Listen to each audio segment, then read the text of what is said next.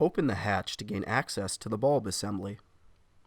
The steps needed to access the other side are the same as this side.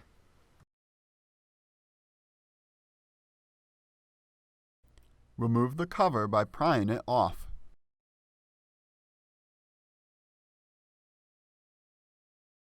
Remove the fasteners by twisting them. Twist it clockwise to unlock it. We recommend wearing gloves when changing your lights.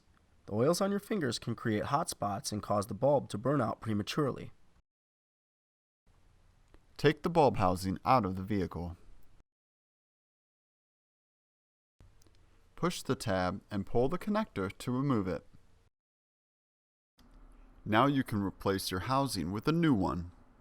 Push the connector straight in to connect the new bulb. Align the tabs and push the housing to get it back into place.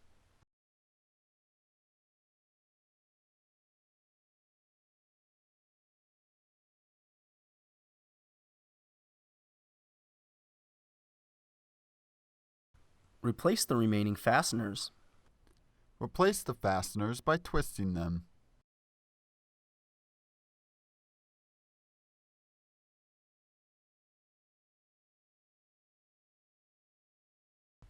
Replace the cover.